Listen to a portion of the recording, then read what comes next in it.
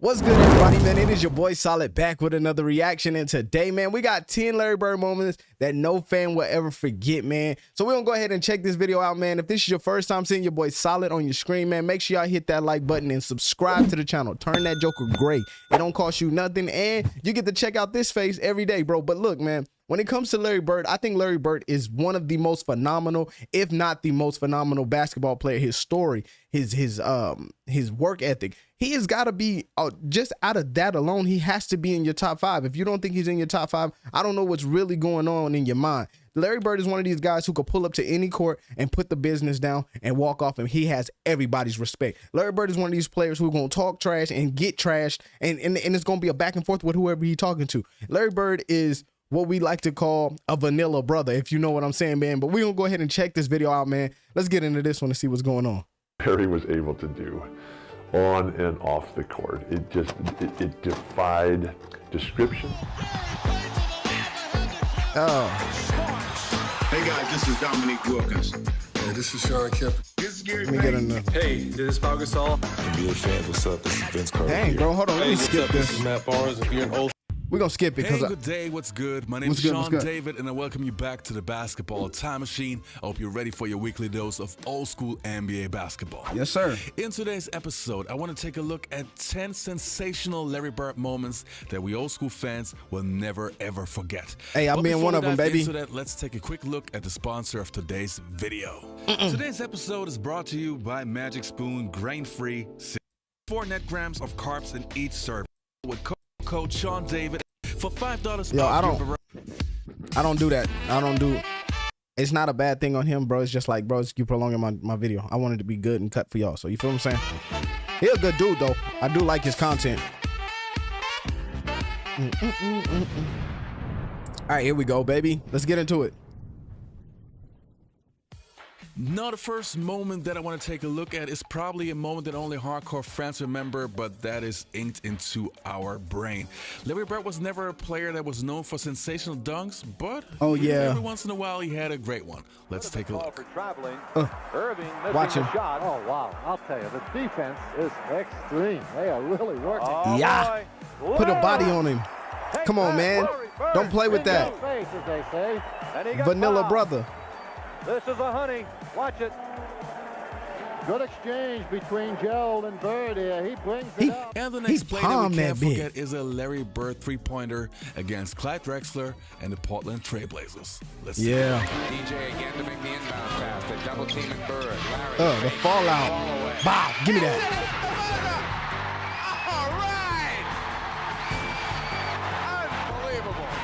You know, I've been a hole about this shot, because sometimes I don't know, man. If you look at it, it looked like he in the line before he released. Like, you see where his feet are at, bro. I want to be a dick and say, nah, it's not a 3 ball. But if they count it as a 3, hey, it's a 3. I can't say nothing about it. But Larry Bird, yeah, do you, baby? Unbelievable. Bird gets out Yeah. as far as he can go. Gets a fake. Try and draw the foul. One dribble.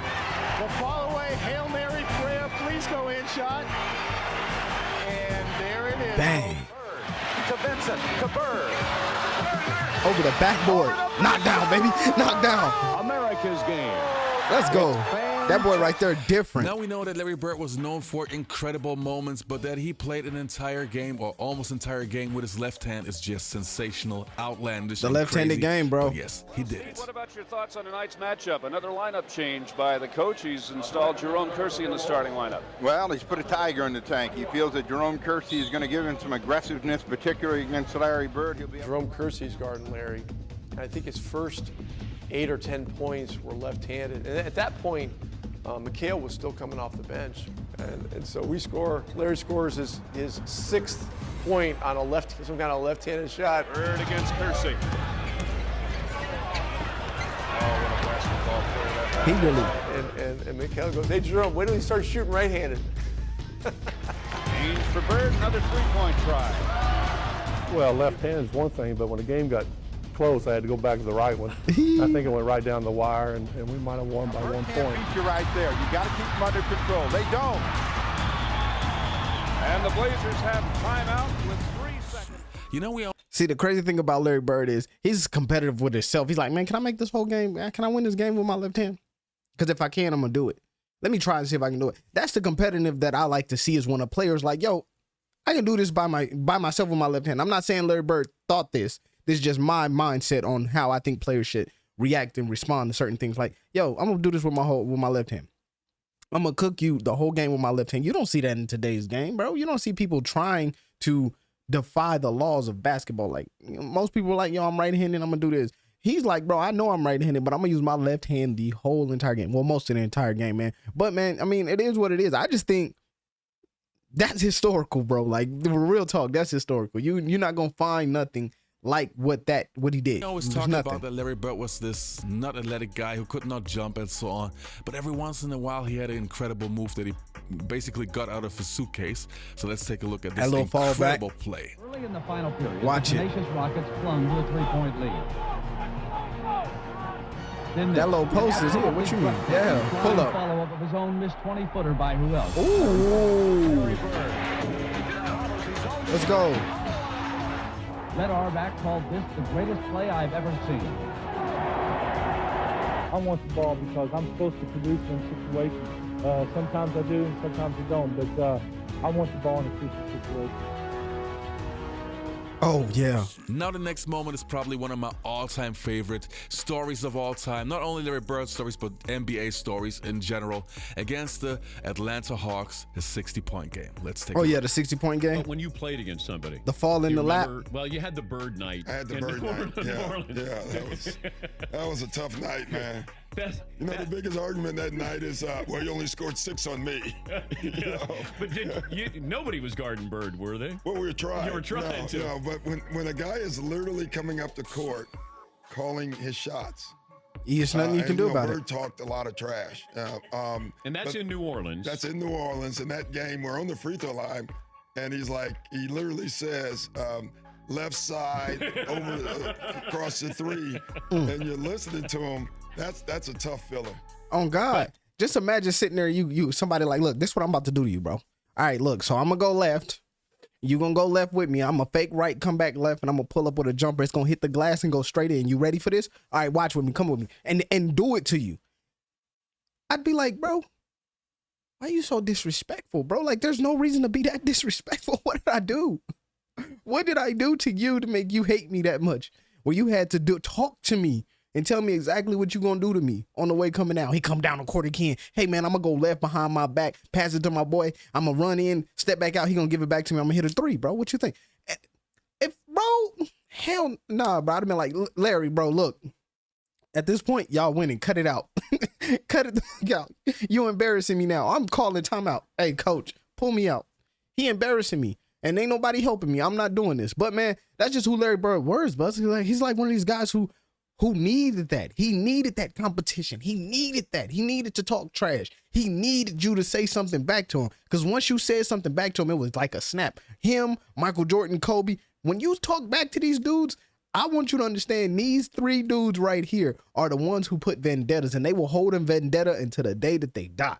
You say anything to Michael Jordan about him, he gonna hold it to the day he die. You say anything about Larry Bird, he gonna hold it to the day that he die.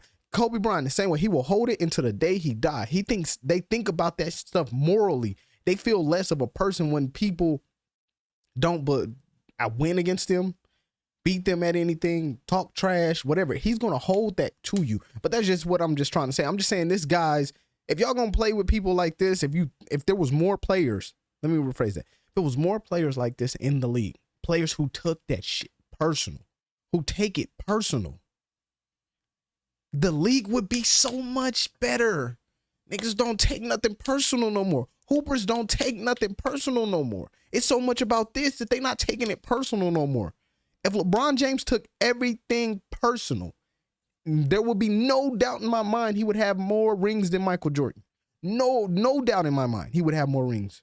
But he don't take it personal. I've only seen LeBron James take one fucking thing personal, and it was when Kyrie said what he said. You know? He must be mad. That was the one time I've seen LeBron James take one thing personal. And guess what? He came out and dominated the next game. Coming back from a 3-1 deficit and winning. So you see what I'm saying? If people were more personal, took more personal, not buddy friendship. I get it now. They're like, oh, old heads only think, man, it's got to be a competition. But yes, it does. If you want to be the best, if you want to be amongst the kings, amongst the GOATs, amongst all of this, you have to take it personal. Everything is personal. A man make a 3-pointer, that's personal. If he's shooting if he talking to your girl, that's personal. You know what I used to do, bro? And this is the honest to God truth. When I was in high school, I would pick fights with niggas at other schools that we would play, so I could take it personal when I dogged that man. I would pick fight. Like real talk. I was a demon. I was one of them. I picked fight. I wanted to fight. I wanted somebody to hate me over there. Man, I don't like that dude. It gave me a reason to go out there and show out. Like, talk trash. Like, yeah, bro, what you thought it was? That's what made basketball fun. That's what made it great. It was never about, man, I got a friend that plays there. I don't give a I'm cooking you. When we done with this game, maybe we can go get a burger or something. But right now, I'm about to cook you. You are not my friend. I don't know, man. That's why they say old heads is the way they are. I guess I'm one of them old heads because I'm cut from a different cloth. That shit don't work for me. But, okay, so that shit don't work for me at all. It pisses me off more than anything that, there's players like that. Left side, over across the 3. I need competition. Listening to him, that's a tough feeling. Yes, sir. Okay, so you guys got Antoine Carr and Cliff Livingston got fined by Fratello, I think, and Eddie Johnson for celebrating. Yeah, celebrating Bird. Yeah, it was the best film session. Every time when I see Mike, we still laugh. God, it was the greatest film session ever, because back then you didn't have you watched the real game and just went with a video, and Mike rewound the celebration 20 times. He just kept not the shot. He just kept rewinding it, showing the guys. You remember they're giving each other high five. And then somebody falls off the bench. Yeah, too. that was Eddie Johnson. Yeah. Eddie Johnson falls off the bench in laughter, and Antoine Carr and Cliff gives each other high five, and our film session was 20 minutes of that. So it was. It wasn't somebody not my playing fault. My shit was leaning and shit. I was like, what's wrong with it? Larry Bird. And Fratello wouldn't let it go. It just kept rewinding. And it was. I think Bird went by the bench one time too. He fell in the bench. Oh, he did. Yeah, and he called that one. That was the one where he fell in it. He literally said, off the glass into the trainer. And, No way. Yeah, and so it was a bad night. And the next incredible moment that we won't forget is the steal against the Detroit Pistons, which yes. shows how clutch this guy was. I'll never forget, everything just started, it went in slow motion. Jess Kersey is standing there. I'm looking at him, and we froze, we celebrating, and Jess Kersey starts to count, because he's standing there, and he has the 1 count. So I run over, we look at the bench, no timeout, nothing. So I run over and I grab the ball. And this is probably one of the most incredible plays that's ever happened against me and that probably I've ever witnessed. From an athletic standpoint, 2 people being in sync and Bird finding the perfect slot every second. And that's what the Celtics taught us, to play every second. And if you go back and you watch the play, that dude is on his toes. The baseline is right up under his toes.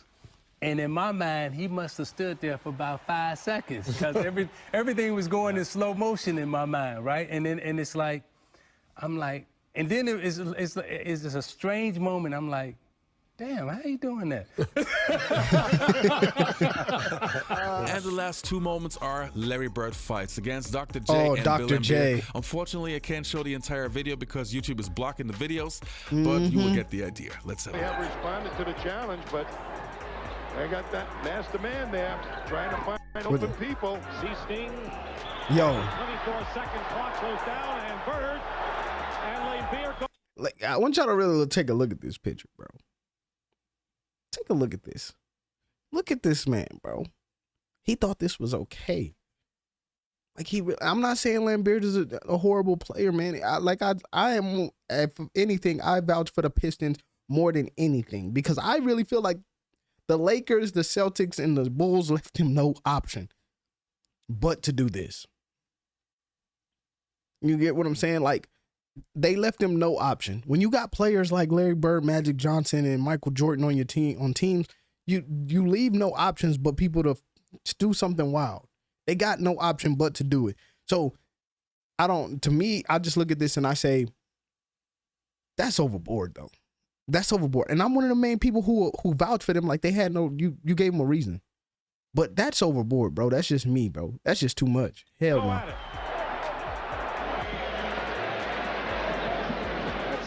I remember this when I saw this one, bro. And what do they call him? And Billy Cunningham's out in the court. Yeah. Cunningham ran right out onto the court. It's Dr. J trying to hold Bird. Bird retaliates, and as always, the official sees. Oh, and a fight between Jay and Bird is oh broken my out God. on the court. Bro, I remember that.